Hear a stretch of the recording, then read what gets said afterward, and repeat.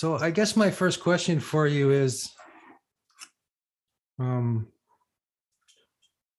are you teaching this course, and are you a guru? I do some of the guru things sometimes, but I try to keep the aspects of that free floating. I don't want them to consolidate. All right. This course, Tom was talking to me about the idea that Parallax would be looking towards setting up a variety of different spirituality themed courses that they could provide going forward from different kinds of interesting spiritual practitioners and theorists. So the idea was that maybe I could provide the introductory course that would be simultaneously an introduction to some of my ideas on the framing and proto skills involved in spiritual practices in general, but also act as a kind of introduction and overview to the project itself and setting up this template for future courses going forward. Yeah, wonderful. Yeah. I mean, we have something in common. We've already discussed, we did a conversation about crazy wisdom, and we have many of the same, I think, inspirational sources in how we look at the world. So of course, that's one of the reasons why we're looking for you. And we are, spirituality seems to be a major theme in all areas of life right now, which it probably wasn't, 20 years ago in the general culture. Perhaps because we are in an apocalyptic moment, or at least it feels that way, where, I don't know, I think all the religions, all the cults, all the tribes, all the philosophies, everything is sort of coming to the forefront. Perhaps because of the technologies and for many reasons. So I was thinking before we were talking, I was thinking how your course is called Rebuilding Spirituality. Like it's a positive for a new world. You wrote there, and then in your recent essay you talked about the apocalypse. So how do we put those two things together, the new world and the apocalypse? Yeah, well, the apocalypse is it's a set of realities on the one hand. Obviously, we've got a lot of balls in motion now, and any one of them could be a radical disruptor. So even if we were to solve a number of our crises, there's almost certainly radical disruption in the near future. Mm-hmm. So that's the external part. But the internal part is this mood of the apocalypse. Right, this time between worlds, this sense of catastrophe and the strangeness of how that plays with daily life, and the fact that things do seem to continue, right? It's not a complete apocalypse. It's like a half apocalypse, half non-apocalypse, that we have to become amphibious in order to live in both of these realms simultaneously going forward. So our situation now on the planet is very strange. In some ways, a lot of the same issues we've always faced as human beings, love and death and individuality, and how do we relate to nature, and how do we have a good life, and all those sorts of things. But the current strangeness of the world and the external changes and the technological accelerations put us into a very weird place that is probably going to be somewhat apocalyptic in reality, but definitely feels uncanny and apocalyptic increasingly to most people. So that's kind of the niche. Right. So if we think of Dharma, or something like Dharma, as evolving and unfolding in adaptation to particular historical and geographic niches, like taking on a Buddhist form, taking on a Gnostic form, doing all these different things, what is the form it's going to take as it adapts to the current niche we're in? Right, we have to start thinking through that very clearly, right? We have people like Bard and Soderquist trying to think that out. How does religion look? How does spirituality look in the age of the network, in the age of the recognition of the plurality of the self, in the age of digital information, in the age of radical disruptions to the genetic nature of the human being? So it's a very strange space, and we need to build to adapt to this space in a way that still preserves all the basic skills and capacities and affordances that were with spirituality and religion all along. So we don't want to lose any of that stuff, but we do want to reframe it and make sure it's pertinent to the lives and the weirdness of the world that is now and still is emerging. Okay, I've been kind of exploring what's going on, in Alexander Dugin's realm, right? And trying to figure out, and reading about the traditionalists and things like this, I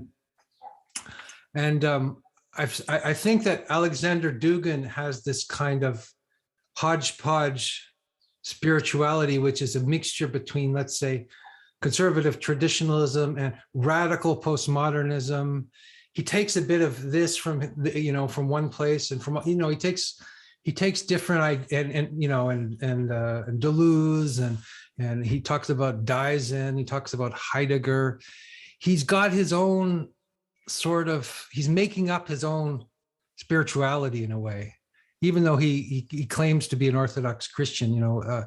We could question that, at least in my research of him and what he says and what he thinks. And in any case, I'm bringing that up because I've been wondering about sort of do-it-yourself spirituality, and then tradition.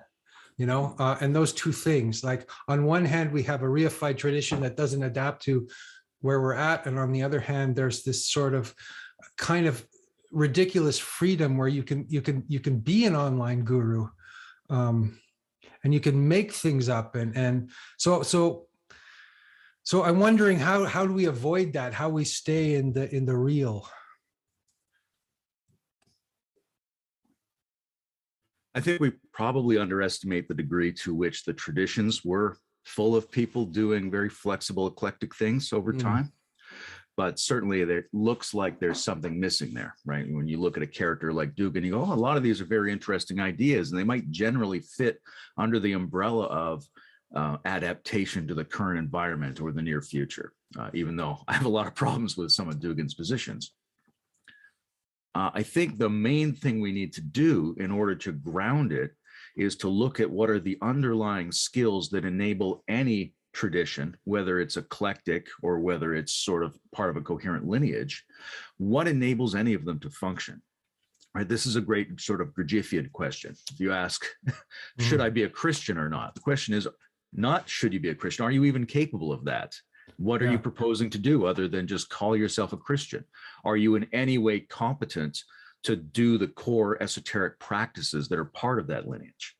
Right. So I think there are these underlying skills that we might generally call the way or something, right? Proto skills, the kindergarten that would develop the capacity of an individual to inhabit any tradition. And those skills also would give you the ability to start to authentically develop adaptive new religions that fit you and fit the environment. So I think the same thing that makes a tradition viable would make an eclectic response viable, which may be the seed of tomorrow's traditions. But neither of them are viable if they just consist of people holding views and participating in empty rituals. They both would have to be grounded by the same thing, which is some sort of actual inner transformative work based in these fundamental underlying skill sets. Yeah. In fact, that's kind of my feeling of Dugin, that he's just an intellectual, right? That he's making it all up as he goes along. So I have a lack of trust in him on some level because of that, but perhaps that's just conjecture and judgment and all that. But and in terms of your course, like, what are you going to say? How are you going to help us with this? How are you going to help us get to the bottom of these? What did you call them? Proto skills. Yeah. Proto skills that, what we need, what basis do we need for actual genuine spirituality? So there's only so much you can do, in a set of 4 sessions.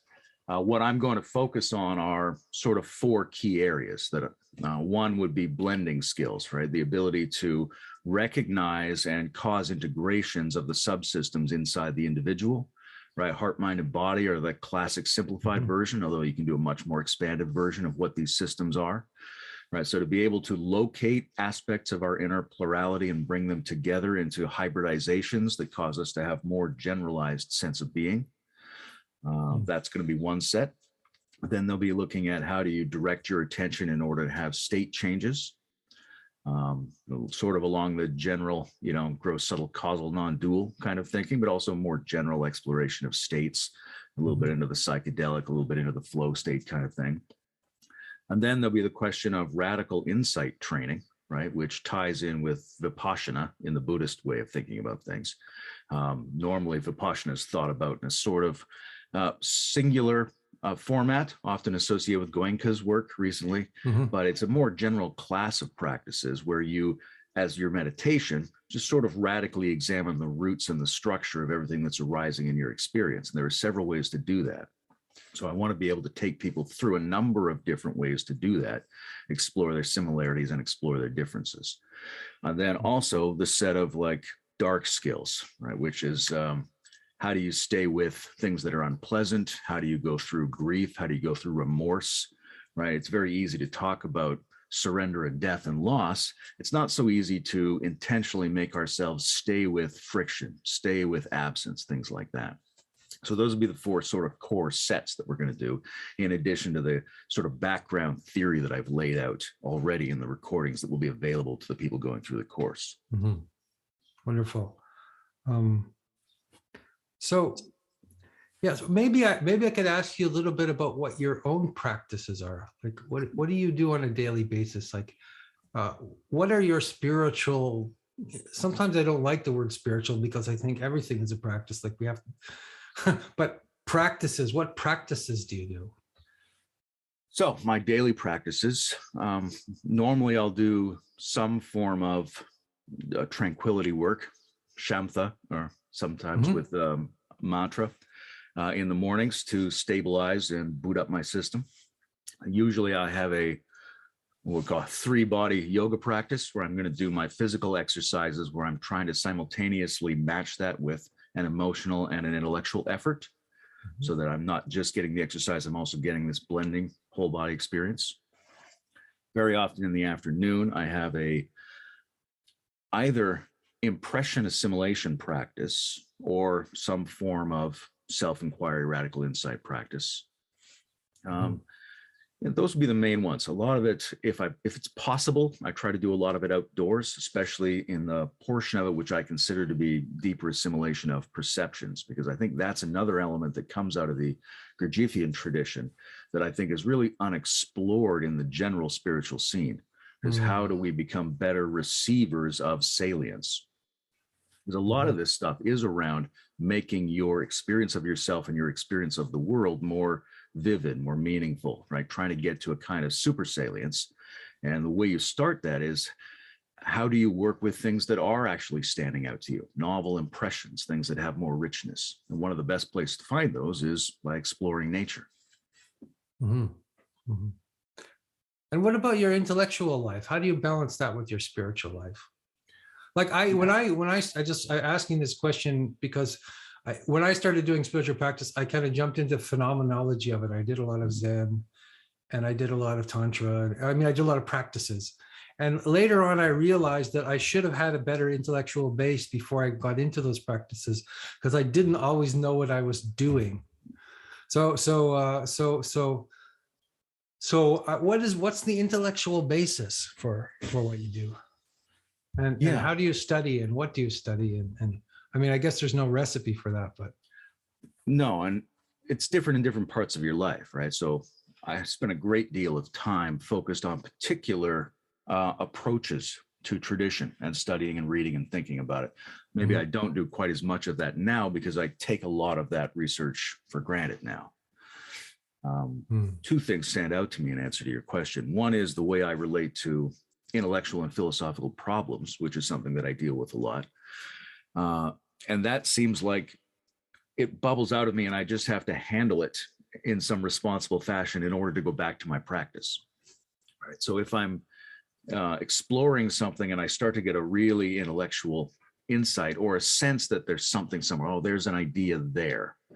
I know that will haunt me. So then I have to, I diagram it, I write it out, do a conversation, write an essay, write a Substack article, something like that, so I can get back to the practice. Yeah. But the other part of it is to have a little piece of your mind before, just as you're going into practice or just as you're coming out of it, that says, what was that? How did it go? What happened to you? And how does that work? Right. So you have to listen to other people's ideas, especially out of the traditions, but also out of the critics of the traditions, and cross-reference that to your own actual observations about what happened to you through practice, and then ask you sort of deconstruct the process of the mechanism. Not right when you're in it, but on the way in and the way out is usually a good time to reflect on, did it do anything? How am I assimilating it? And if something happened to me, what made that happen? The way I'm thinking about the practice may not be the element that actually caused the shift. So a kind of ongoing curiosity about the underlying dynamics is one of the ways I bring those two things together. Yeah, and I've also been thinking about how some people really need to express themselves in ideas and do ideation work, and then other people kind of are not built for that. They're more in the heart or in the body or. Yeah. But those of us that are cursed, like I sometimes feel it is a curse to have to put things into words. Because you're almost you're struggling with where you're with the knot of these concepts.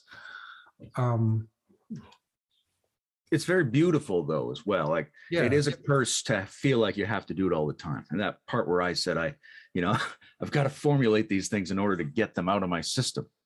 I think it's an interesting thing. It's an ongoing creative struggle. Sometimes the curse and the blessing are kind of the same. Exactly. It depends how you handle it and how far you go with it. Exactly. If you get to the point where you've actually made something, a diagram, or you've written something and you think, hey, that really articulates the thing that was bugging me. And you can behold that and you see something about yourself shining back at you. That's very beautiful.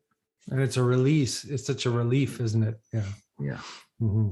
Mm-hmm. From the burden of the idea.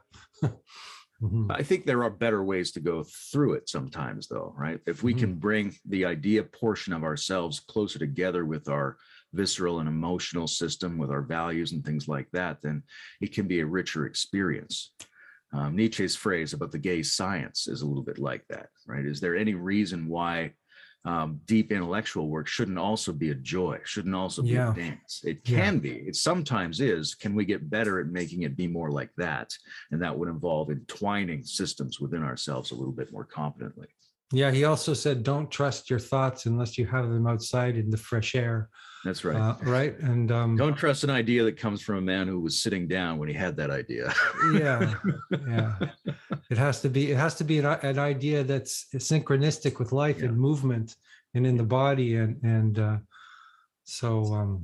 nature and all that. Mm-hmm.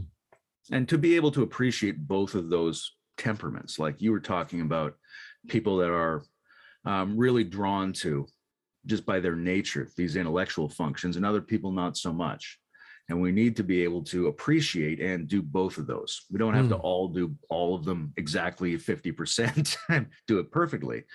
But the intellectual person has to intellectually help themselves to be able to stay present with mysteries, to be emotional, to have conversations where they just say, here's how I feel. I don't know what it means. Yeah. Exactly. And that's a tough thing. It's difficult for guys who are so intensely autistic that they just have to, they won't go through life unless they can find a formula for what it is, or they have to draw out every logic to its ultimate conclusion. And I know a few people like that.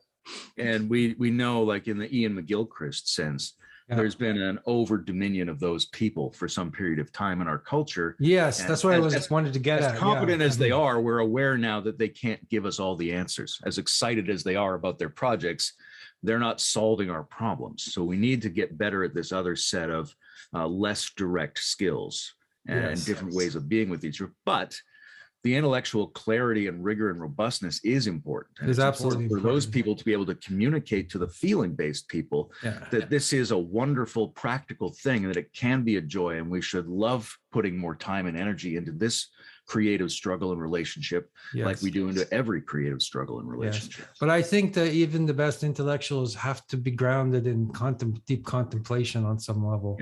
That is beyond just words.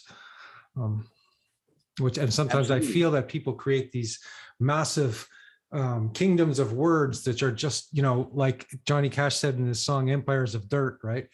And we have to keep our ideations grounded in the real, all the time. And that is the purpose of contemplative, spiritual practices in general.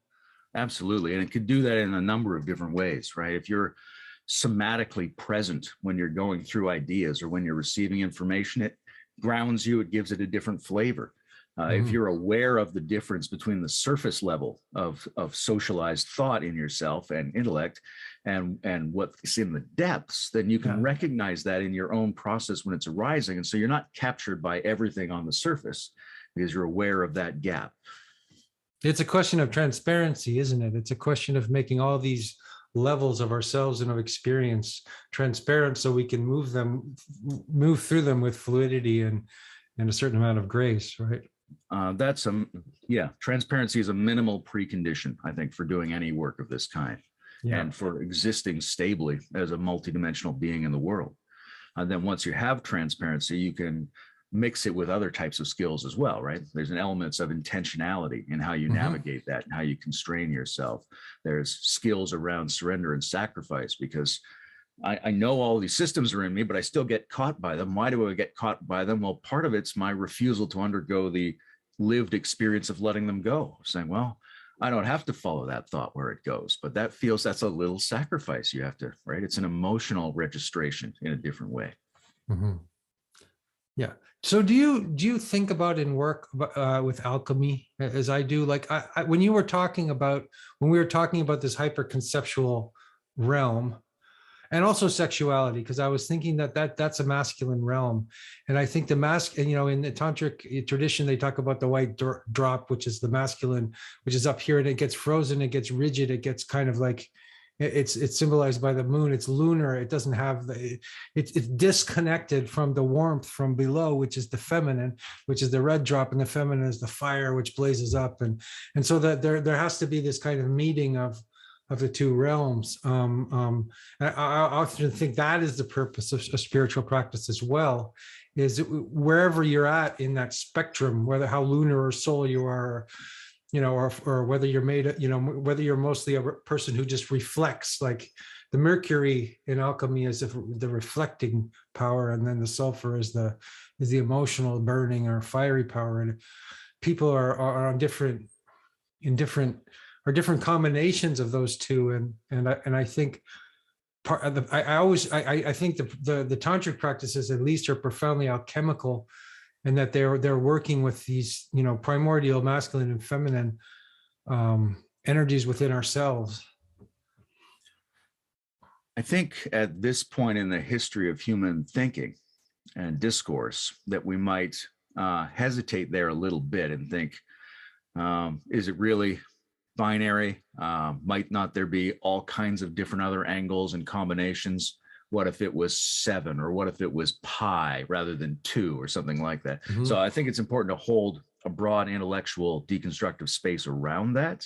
But experientially, that's a very powerful way to go through these things, especially if you have some kind of sensitivity to what we call the subtle dimension of things, right? Where you can feel energetic subtleties in yourself and between people in the world, and where you can have resonance between a kind of symbolic, visual, mythic representation of the world and the intellectual sensory perception of the world. If a person has those sets of skills, then the alchemical approach is a very powerful framing for doing that. And for me, I approach the alchemical path very much through the metaphor of refinement. Yeah. Right? So sometimes that refinement is a coming together of those things. Other times it has more of like a factory image in my mind, right? You're taking something in from your life, you're taking in the base material of the world, and you're trying to make some gold out of it. So you have to do some kind of process with the incoming interesting energies and perceptions of your life, right? And those can be sexual, those can be visual, those can be acoustic, it can be anything that's meaningful to you that you can register in the subtle dimension of your body. And run through a kind of imaginal circuitry of some kind to upgrade into something that has more freedom and more light and more life, and makes you feel more centered around your own authenticity. Well, if there's two elements like the masculine and feminine, that doesn't mean there can't be infinite varieties of the combinations of those two. I wasn't suggesting a kind of like a totally binary model. And also there's the relationship between the two, which is a third, which makes a trinity, and so there's always a dynamic, and it's not a question of reifying them into their into pure archetypal states. It's a question of keeping the dynamic process alive. That's how I see it. Yeah, I appreciate that, and I wasn't suggesting you were a binary fundamentalist, but I did want to bring that up because part of what we're doing in the course, and part of what I think we need to do going forward in the world, is combine our practice lives and our deeper experiences and insights with risky, more complex, new kinds of conversations that are at the leading edge of human thought spaces. Give me some examples of those. Sure. One of these, I mean, when we talk about the absolute, right, that's a very meaningful way to talk. It has strikes you with a certain force.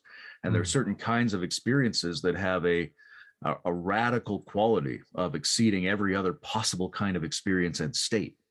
So we don't want to lose any of that. But at the same time, any good philosopher in the last 500 years has probably said, is it really absolute, though? Is there wiggle room on that? Where are we getting that idea? How are we applying value to that? Where is the construct of the concept coming from? Is it possible for things to even be 100%? And I had a very interesting discussion with Andrew Cohen about this, where I was proposing that the absolute in brackets is actually a much better way to think, right? And he was open to it, but he's concerned that you lose some of the spiritual force of the assertion that way.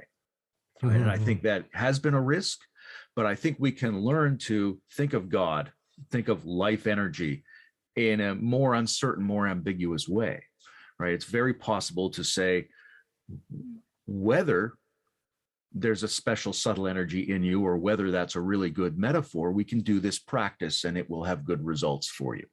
Yeah. And that kind of, all right, it's not like this is radically new. Really wise, flexible people have always been able to do this.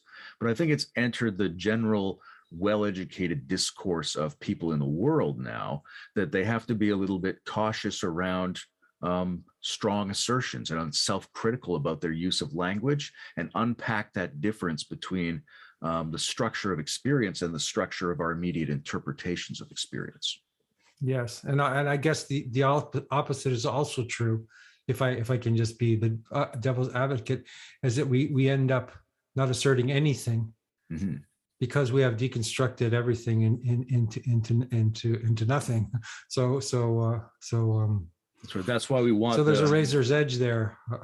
That's why we need terms like metamodern or whatever other terms we'll come up with going forward, because we mean to include and affirm a bunch of things that the postmodernists noticed, but not get stuck in that cul-de-sac, right? We want the sincere irony of being able to fully have the experience and actually be transformed, even though we're willing to bracket and deconstruct and relativize a lot of our idea spaces. Okay, fair enough. So maybe we could talk. You mentioned the dark, and what are, and you also mentioned in one of your I think one of your lessons you're going to talk about dogmatic traps and dark traps and I've been thinking about this on different levels. I've been thinking about the ideological traps that people get caught in terms of, well, whether it's liberalism or something else, or or postmodernism or traditionalism, or any of these things become what's the word I'm looking for? What's this fashionable word that everybody's saying these days? They become collective spirits and haunt your imagination or kind of control your actions, or they become egregores or something, So I was thinking about that now, and I was also thinking about Yeah, I was wondering to ask you about that. How do we avoid there's a lot of pitfalls and dangers and dangerous territory when we enter into the spiritual realm, it seems. It seems to be dangers everywhere. So Yeah, well, I would say those dangers are already there. yeah. Right? Looking at them didn't make them appear. Everybody in the world, just to watch the news, is under the sway of egregores of various kinds, and they're engaged in. There's a kind of sorcerous aspect to some spirituality that often gets overlooked in certain traditions. Yes, yeah, that's where I was getting at. Kind of the magic. I think it's important dark magic, and also the shamanic element, right? And my personal view is that the shamanic flavor has got to characterize a lot of our spirituality going forward, right? Whether we're inventing it new or coming through a tradition, it's got to be more ecological, more embodied, and also more capable of working with, which is a for and against at different times, working with entities. Yeah. Right. And entities is a big class of things. It can be collective things that we make up together. It can be actual parts of the universe or other creatures we don't know about yet. It can be aspects of our psyche. It can be memes, things like that, right? There's a lot of immaterial things that affect the world and seem to move by themselves. And I don't think it's enough to just have an analytic view of this thing, right? I think one of the problems we might have seen in the great anti-modernist and post-capitalist movements is that very ethically concerned people doing very smart examinations of the mechanisms of the system in which we're embedded, but not taking on that other dimension of imaginal and energetic interaction with these things. And I think one of the reasons that's coming back is not only does it meet the needs of the Metacrisis in some ways, but we've also seen these other strategies that aren't as magical, let's say. We've seen them fail. We've seen them not solve the accumulating problems of the world. So I think people are opening to that dimension as just an attempt to put everything back on the table. Yeah, and there seems to be the myth of a purely rational solution to issues, and it's hanging around. It's still there, but it's totally unconvincing. I mean, part of that is everything's unconvincing now, right? With the way we are mediated through digital technologies makes all information and all notions of the world somewhat mysterious, right? A demi-reality haunts everything now. And that's is that because it reduces them to memes, as you say? Is that because they become so the depth we're losing the fidelity and the depth of these kind of like of science, for example, where science becomes less of a pure occupation and more of a quasi religious ideology? I think there are several factors. I think that's definitely one of them, right? You get this combination of instantaneous immersive experience in everything that's coming at you, and a sense that everything's coming at you is skewed and manipulated, and you're also slightly detached from all of it, and that becomes your basic relationship to everything. But there are also other elements, right? If we think about paradigm shifts as a notion, right? That's come into being because people have had enough accumulating data to look at the historical patterns. And when you look at how processes have changed, you go, oh, they change a lot. What we're thinking right now, or what I think everyone else is thinking, that could easily change. And if it could change that easily, then maybe we can play a role in that change somehow. So how do we work with, let's say, mythology? Like I was thinking about, the classical Hindu yugas where there's these big, movements of time. And Renegade correlated that with the Greek thing of gold, silver, bronze, and Iron Age, right? And so now we're in the Iron Age, we're in the age of Kali Yuga, we're in the end times, we're in the age of total fragmentation and breakdown and apocalypse, as you say. And the next age is kind of appearing through that. Through the Kali Yuga. I find that an interesting way of thinking. And on the other hand, I don't want to be caught up in any kind of fundamentalist view of the world. So how do you work with, how do you think about it, and how do you work with mythology, with stories, and with, let's say, Yeah. the rich lore of mythological stories that we have, which are so revealing of the aspects of the world, and so dangerous at the same time to be reduced to literalism. Yeah. I think when a person is healthy and has a lot of inner skill, then the danger is significantly reduced, right? The spiritual skills should keep you from getting trapped in rationality and mythology, or in anything, in your identity, whatever it is. That's the transparency we were speaking of earlier. Yeah. So it's about getting a balance correct between the disidentification that allows you to be fluid and hold meta contexts that move in and out of experiences, and the ability to be a strong participant in those experiences and gain everything that they offer us in terms of vividness and the framing of the world and resonances with our unconscious systems and things like that. And that's largely an experiential practice. You have to try to do both for a while in order to get good at finding where that balance is. I think there's a lot to be gained from mythological frameworks. And I think there are a lot of elements of mythological frameworks that we haven't adequately explored, particularly lately in our culture. One of the things that's always stood out to me is this kind of... You have Ganesh behind you, the elephant god. Yeah, exactly. Right? And, we've been a bit afraid culturally to do personification over the last couple of centuries, right? And I think that sabotaged some of the richness and depth of our understanding of ourselves and the world. I totally agree. I think because I think there's, well, as a Buddhist tantric practitioner, there's a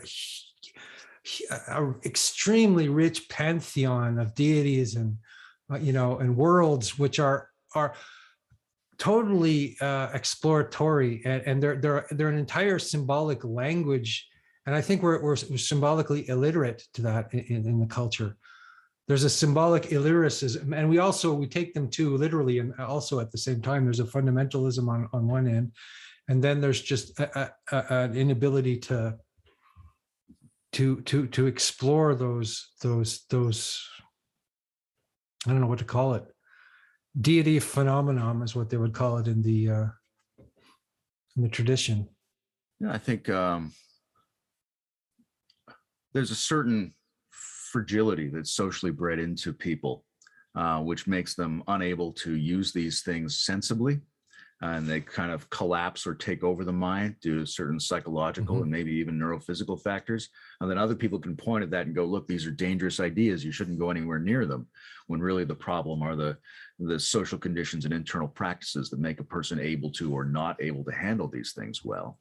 Yeah, good point. There's also a situation in which a lot of people don't have these experiences in our culture, right? Even though there are a lot of people meditating and everyone has dreams and a bunch of people have experimented with entheogenic substances, there isn't a general recognition in the culture that these experiences are available for people to have and explore. Yeah, in a way, they're when you enter the subconscious mind, it's generally thought of as being an area of psychosis, isn't it? Yeah. And it can be if you don't have the skill to handle it. So if you can't swim, practicing those skills, exactly. If you don't have the rowboat or I've had certain ideas around mythology that intrigue me about translation problems. And I think one of the difficulties in relating mythologically to the world has been that a lot of the mythological forms have not actually reached us through our culture, right? If you pick up the Quran in English, it will say Allah still, which is not the name of an Arabic god. It's the Arabic word God, right? So similar to that, a lot of the names of the pagan deities are actually just words in their language. So when they spoke it in the past, they would say a common word and feel a resonance with it, and then they could experimentally and poetically give that form.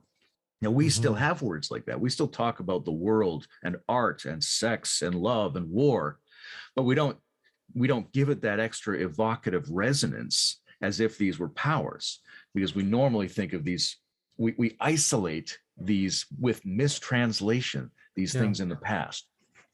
Right.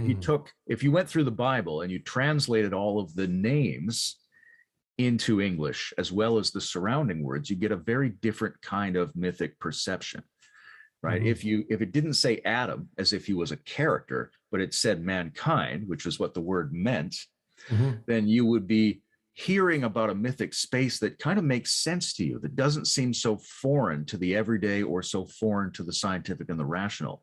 And if those were better friends through fuller translation, we might have acquired a very different sensibility about it.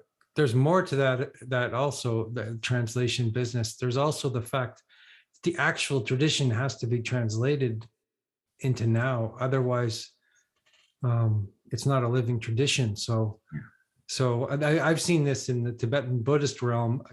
People take on certain Tibetan, they enjoy Tibetan language and words and behaviors and costumes, and they try to import a culture that's not their own, and it doesn't work. I think the translation has to get to the fundament of who we are, and there has to be a profound transcendental communication going on in the spiritual language of that tradition, which needs to be so that's why Trump used to did everything in English, but he also kept a lot of the Sanskrit words because we don't have translations for some words.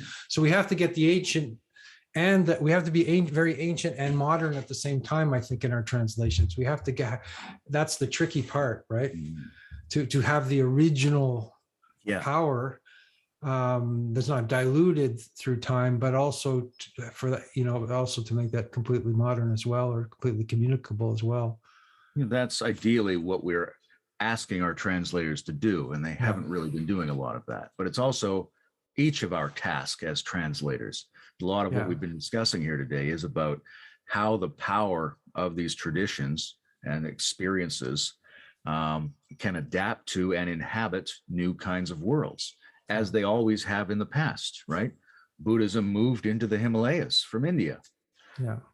Right. So that was a new situation, an adaptive situation. And so a lot of this is about how do you learn to inhabit things? And the thing we have to inhabit now is all of the ways we think and all of the things we know and our sense of the universe and all the technology we have and all of our shared experience of what the world is like now and where it's going.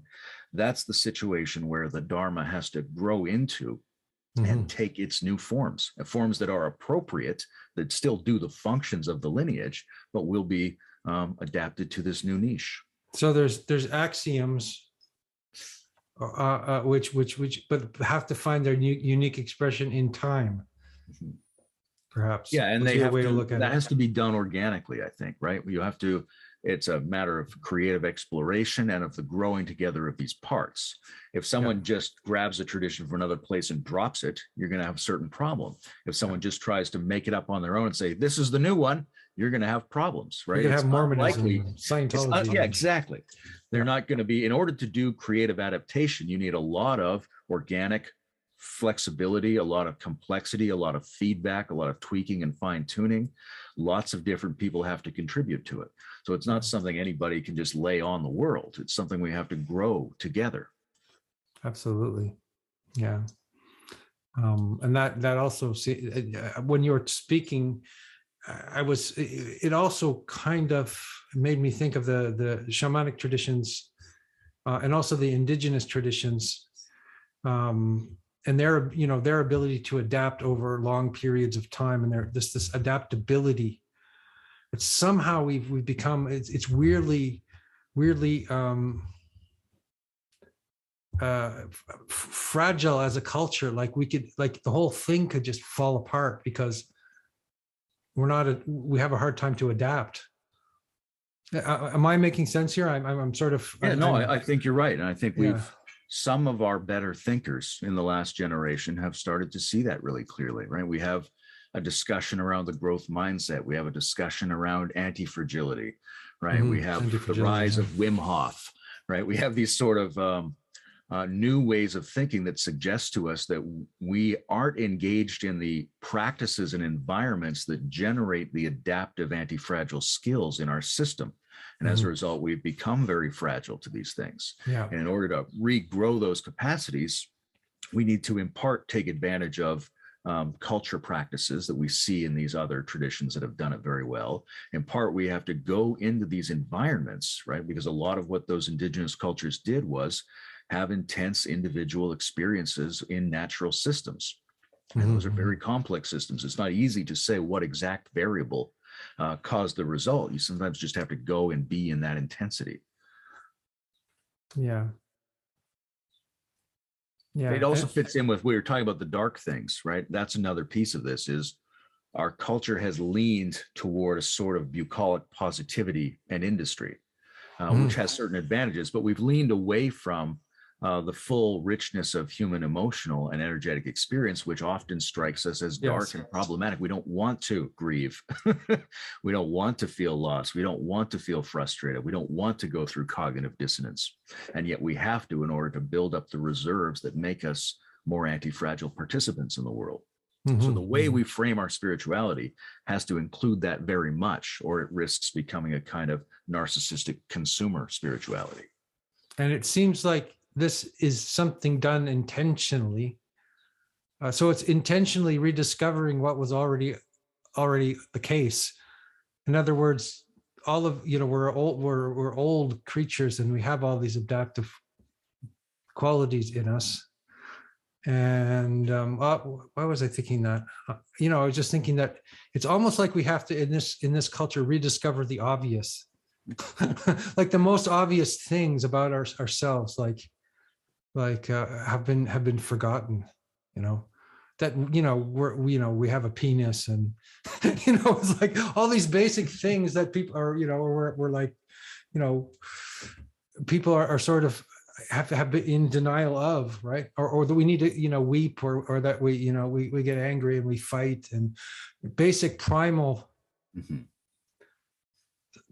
stuff. We kind of deny that en masse and retreat to, abstract realms. It seems to me like. Oh, absolutely. And I mean, you just have to look at the way most modern school systems are structured in order to get a sense of this, right? So one of the reasons that we need some version of spirituality, religion, and wisdom training is that our basic educational developmental institutions don't address the ordinary, obvious richness of human multidimensional experience. Yes. Right. The things we all need to do all the time. How do you sleep well? How do you think well? How do you relate with others? How do you take pleasures in good ways? How do you develop some kind of virtue? How do you develop depth? How do you eat well? None of these things. None of these things are taught in school. And actually, I'm a teacher, so I noticed that. And also, there's no relationship, right, between the teacher and the student, and so, I've been teaching, actually doing modules out like what you're doing, and wanting to do more of that online, because the educational experience is not a relational one. It's only to do with, getting facts and information and knowledge and a degree and a position, and it's almost become entirely superficial. The thing I always point to is, after 12 years of physical education class, they hadn't even mentioned where my pancreas is located. Right. So, right. There's some very basic things about ourselves and about how we can use our mind to land in the world and in our body better, that could easily be part of our educational practice. Right. It's not just organs, but all the basic fundamental skills and things we need about the world could be culturally entrained, but they're pushed off to the side in favor of a very abstract adaptation to social realities and presumed professional skills, with just a little bit of, culinary safety and running a circle added on the side. Yeah, exactly. Yeah. So, and again, so we're back to this educational point. I seem to always come back to this in my discussions with people, as the need to reinvent education. And I've talked to Zach Stein a lot, and the fact that education isn't happening within the institutions. I mean, actual education, actual schooling, actual, spiritual education is people are just getting technical education or something, and And so they're becoming empty ciphers of human beings, rather than having the, becoming having the full human experience, which I guess is what spirituality is all about, and which I guess is in some sense the aim of your course. Yeah, that's where, when we mentioned transparency earlier, it's something like that, right? That's the minimal place to start is, what am I actually consisting of? What are my parts? What are my needs? What are my dimensions? What are my capacities? What are my instinct-like functions that I might be able to resurrect? Once I have a sense of that, then you can ask the question, well, what can we do with those things? How do we adapt our education system, or provide some kind of network-like alternative to our educational institutions? How can I apply intentionality and cause different effects in myself and the world? The very first step before all of that is just understanding what the full mandala of our experience is like, what the full mandala of our parts are, what are the systems that make me up, and what are the basic things I do to be a being in the world. Mm-hmm. Okay, so as a being in the world, you define yourself as an I want to get back to Apocalyptarian. As an Apocalyptarian, why should we look at ourselves in that light? It's partly playful. But but that's an evasion. No, that's a beginning, because it's a serious thing, right? It's partly playful, and therefore it's partly not playful. And the not playful part is that we are obviously facing both a collective social mood of mental illness and uncanniness and despair and weirdness that feels like an apocalyptic danger to our well-being and our social systems. And that's real. A lot of people are feeling that. There is a meaning crisis, a mental health crisis. And we're facing a world whose animated systems, right, whether we think of those in a Marxist way or as an egregore or whatever it is, we're embedded in these systems that are running us very quickly towards apocalyptic scenarios that we're already inside, right? It's not some distant thing. Like in the 1980s, people said, well, we'll change course at some point in the future through gradual steering of the ship of civilization.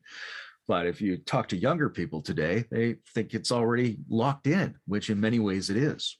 So we have to face that as the condition under which we have to have our lives, and our full lives, our spiritual lives, or the full range and model of our beingness has to come forward individually and collectively to create well-being and afford us all the things the great traditions afforded us, and also allow us to have rich cultural lives with each other as best we can.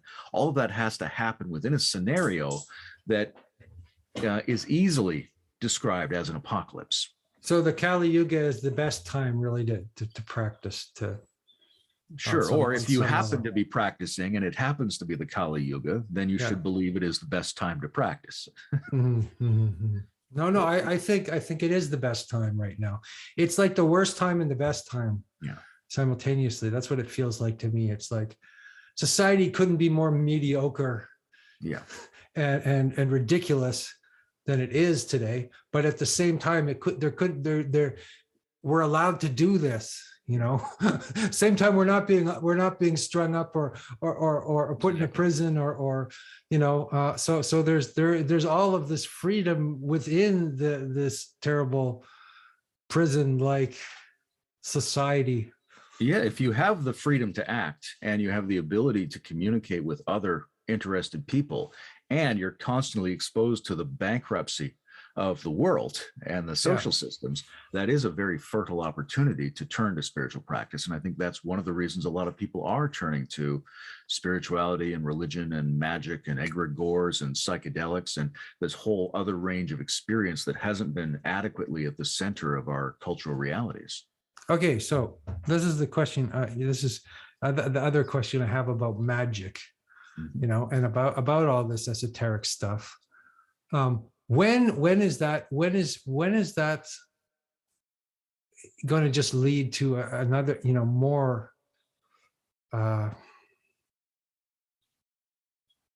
I get the sense that a lot of the people who are doing esoteric magic, in the West are doing it for the wrong reasons. Or they're doing it for power. And I don't know how to say that. Well, like what's the right kind of magic? On the other hand, I think we have to realize that we're living in a magical world, and I mean we can manipulate the psyche in all kinds of ways and do almost anything. So anyway, it strikes me as a terrifying landscape that is in front of us. In spiritual landscape, yes, great, fantastic, so much richness, but then like the worst kinds of evils that you can even imagine. Well, a lot of the people who we know about historically from the last few hundred years who seem to be proponents of magic were not great people. Yeah, and exactly. If you're anything like myself, a lot of the people you've met in the course of your life who were the most enthusiastic about doing magic were also not the best kind of people. But this is one of the reasons why it's important to set up communities of discourse where people think about it in new ways, come at it from a healthier perspective, and treat it as a landscape to explore, right? Because we don't know. And we have these different tradition bases and we can experiment with them and listen to different arguments.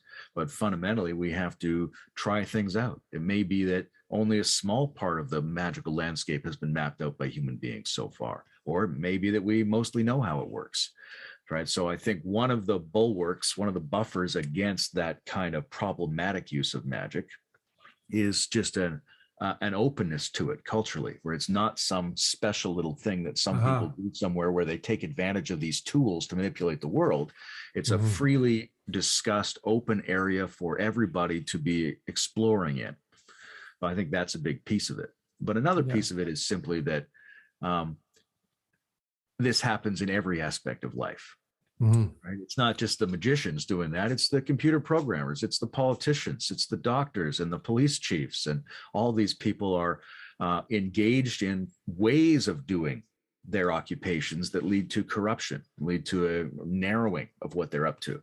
So there's a general situation where we have to be healthier, more multidimensionally well-being focused creatures who are more capable of the full set of internal functions. So we don't get trapped in that, whether we're doing magic or whether we're doing anything else.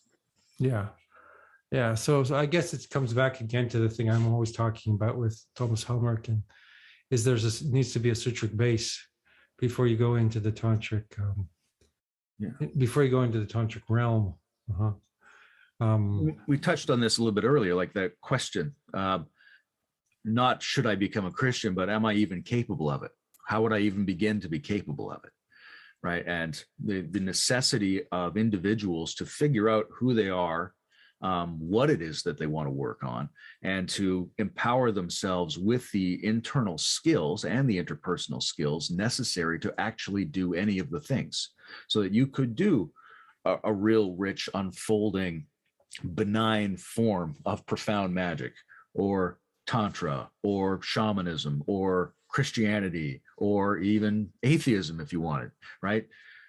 To be able to do any of these things well, that's got to be the real focus. And then people can decide for themselves which path is attractive, where they want to put that effort in once they're grounded and capable of that effort. So I think that has to be our general focus, like the proto skills, the basics. And so being grounded in that means to have, a good view.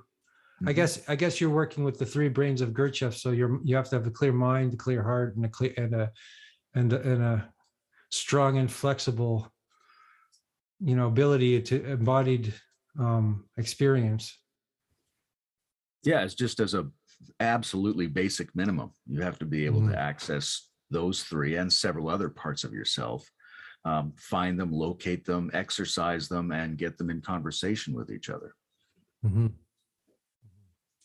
So there is a, when you use the words like exercise, there is a kind of a spiritual gym aspect to your to what we do, and absolutely in these practices.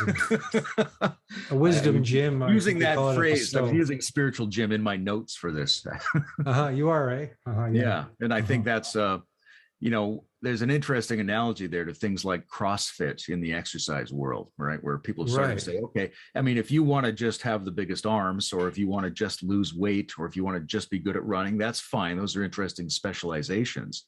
But if you wanted to be a generally fit person, you would have to try lots of different forms of exercise and see how they complement each other.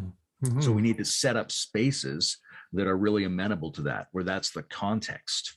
Yeah, that tends to be the way I do things too. I think that the danger of that is too much eclecticism also, though. You're doing too many things. So that maybe there's an aspect of, of training all the different aspects of yourself, but then there's also the aspect of, or the importance of knowing what, know what to focus on with single-minded.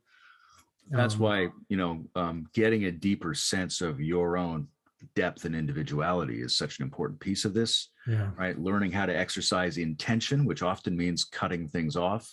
Yeah. Learning how to ponder and make decisions that are good for the whole of you and not just the part of you that happens to be thinking at the moment. Those are really important skills.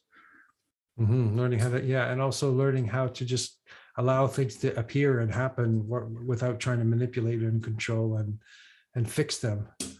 And there's an element of, because I know people who just add one spiritual technique to another, and perhaps I've been guilty about that in the past. It's like one more spirit, there's so many, there's such a shopping mall of spiritual techniques that you can just walk into and take a bit of this and a bit of that. And that becomes the question is whether it's working, right? Whether it works, and also whether there's a coherence, and a beauty and a meaning to it, and a.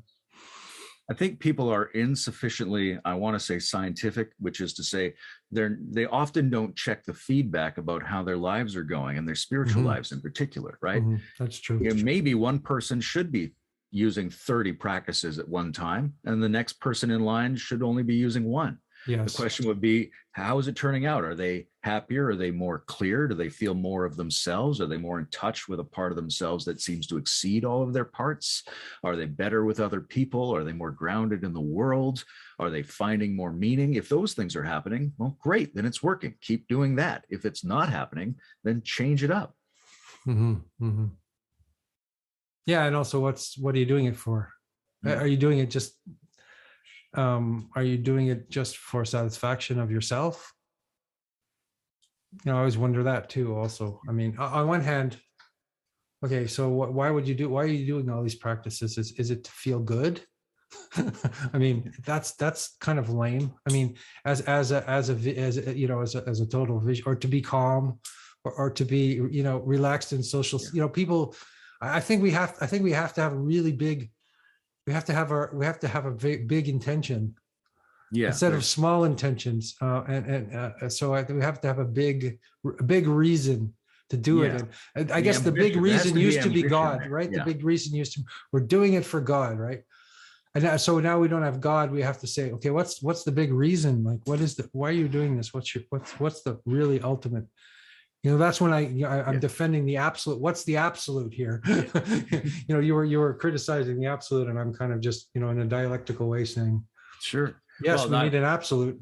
I'm criticizing a little bit of the way we think about it. It's yes, right? But I think the absolute, in quotes, it only functions if it can still do the job, or maybe do the job even better than the absolute without quotes. It's still got to be able to perform the role of ultimate value and meaning. Right. And that's a big piece of spiritual life, is your relationship to meaning. Right. And you could say, when a person says, well, I just want to feel better. That's fine. That's a good way to get into these things. And these practices should help you feel better, should help you be healthier and happier. But that's only part of it. Right. It has to satisfy a whole set of different functions in you and in the world and in your relationships in order to achieve this greater sense of embodied meaning that's necessary. Well, sometimes the practices make you feel worse. Temporarily. Because they reveal that part of yourself that you're hiding, and also I think the spiritual practice, the spiritual path is like, there's a lot of pain. There's a lot. You're on fire a lot of the time. You're burning away the parts of yourself that you want to, at the same time that you want to hold on to. So again, the feel good thing. Yeah. Feeling good can be another trap. Yeah. It can sometimes be a shorthand for what people are trying to describe, right? Just like tranquility or something like that. They don't really mean that. They just haven't phrased it well. But for other people, it definitely is a overly narrow and therefore fragile and a little bit self-defeating motivation to be involved in the practices. But the classic, like people do meditation to be calm. For me, that's ridiculous. It's just totally ridiculous. Well, if that is your vision, is you just want to be calm. I mean, I guess people are in pain and suffering, and having a little bit of calm would be good for them. But that's not why you go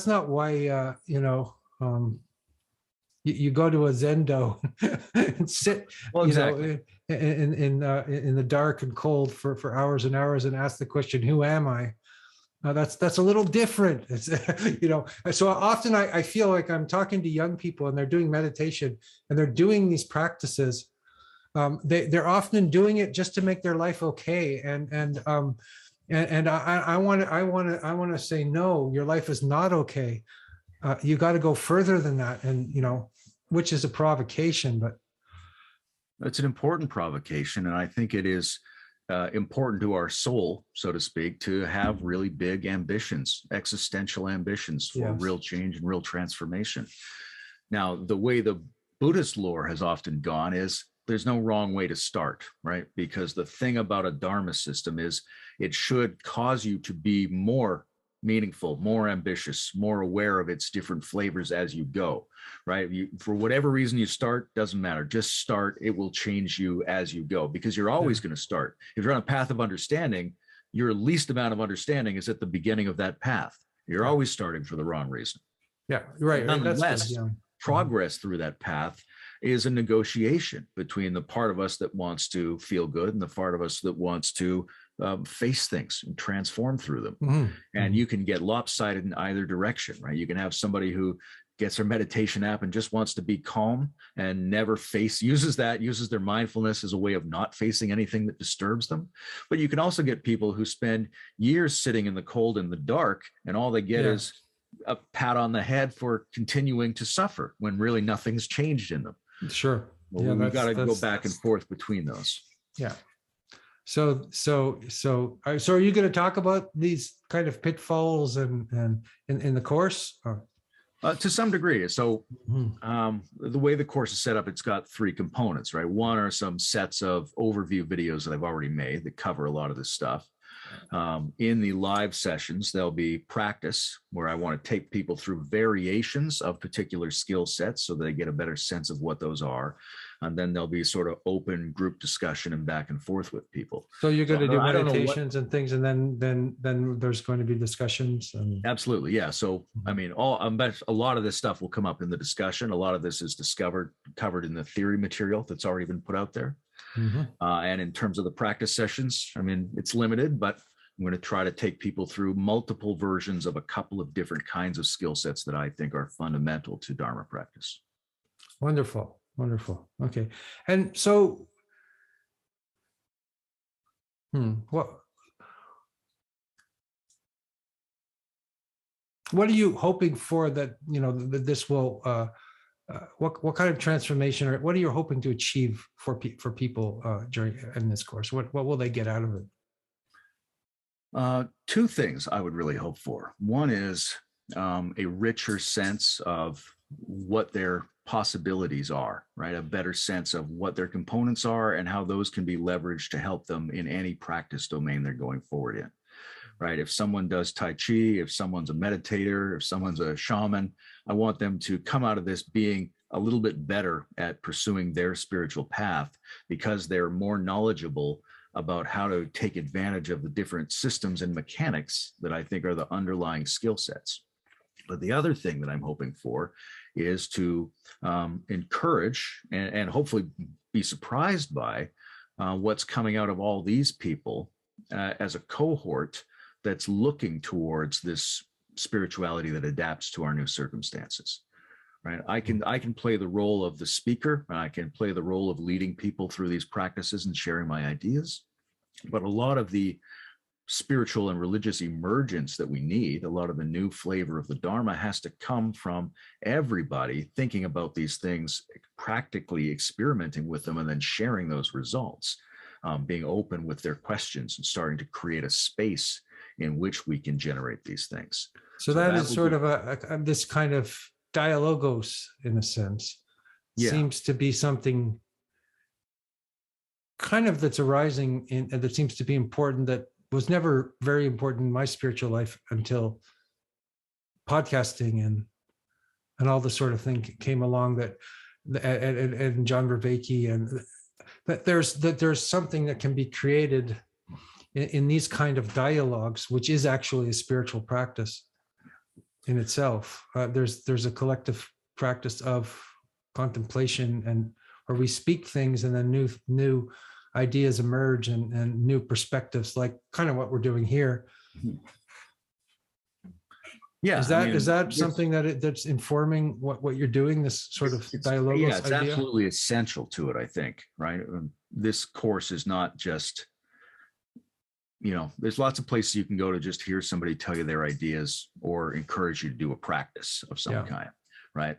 That's part of what this is, but people are coming, I hope, to be participants in the co-generation of a spirituality that we only know the rough outlines of at the moment. It needs to be fleshed in, it needs to be mutated and carried forward and grow to fill up the world. So these people in this course are participants in doing that.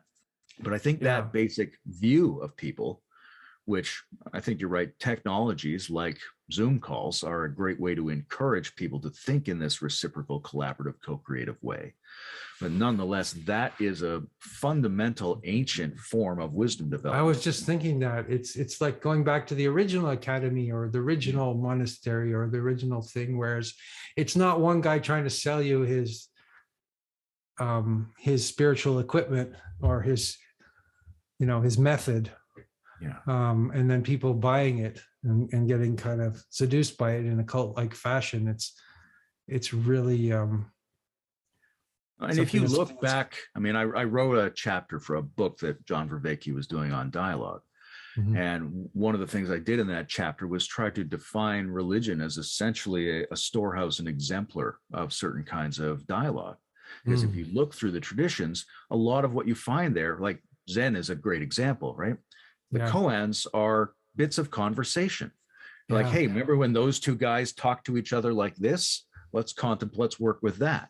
Or the Old Testament, just full of people arguing about God or arguing with God, right? And a lot of these great texts were collaborative. And well, there's the Socratic dialogues, and there's also, if some of my favorite modern spiritual texts are sort of like Nisargata. They're just conversations, rather than being monologues. No, I think it's a beautiful merging of the ancient fact that dialogue and exchange was very often the heart of wisdom traditions, coupled with the implication of the new technologies, which is that we are beings in networked communication, and that's how the world has to be understood and created. So those two things coming together, I think, are really going to inform what spirituality does going forward. Is that a McLuhan kind of view? A bit. It's like then the network society is a sort of spontaneous, electric, small world, global village. Yeah, or it's not quite global village, but I don't know. I've been thinking about McLuhan in terms of how you communicate and how you write, and you seem to draw a lot of things together and imply a lot of things. And he the way he wrote was sort of, he was embodying his writing style was embodying the technological changes that were coming out in the culture. He wasn't spelling everything out. He was sort of giving you these pithy kind of mysterious statements. And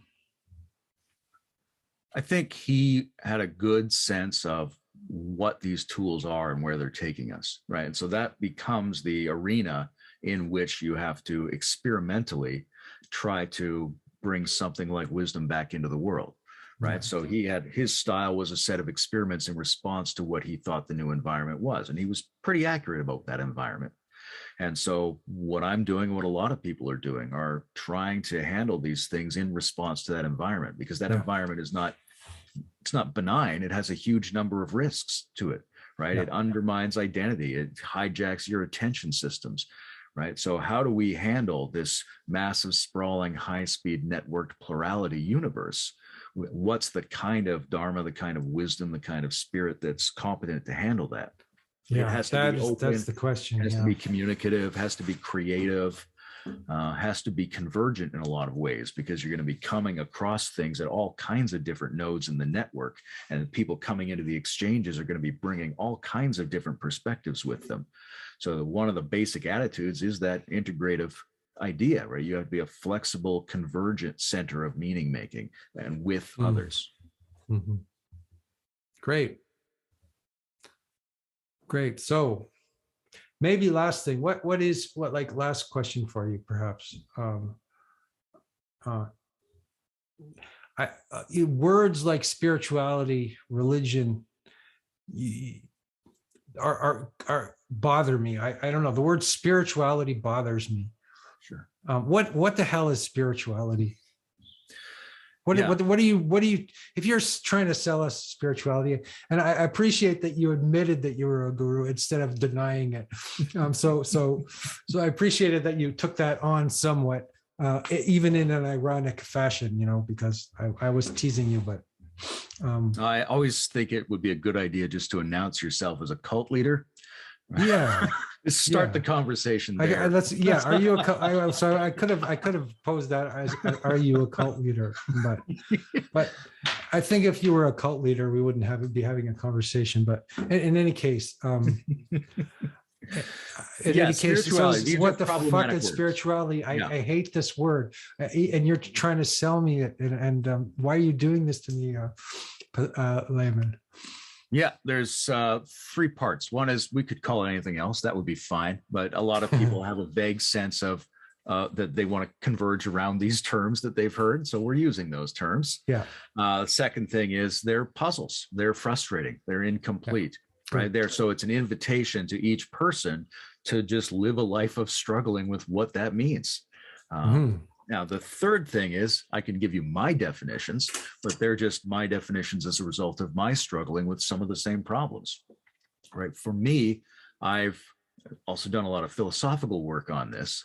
Right. The spirituality I would define as the integration of the subsystems of the human being to produce a numinous, coherent excess experience, which can be lensed in any number of different ways, and then related to as something that changes your life, refines and shapes you. So to produce and to enter into a self-refining relationship with excess coherence and meaningfulness.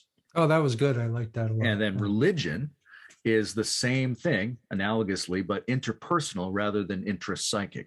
So it's that thing going on between people and between the classes and genres and functions of a society to produce a shared sense of coherent, numinous, excess meaningfulness.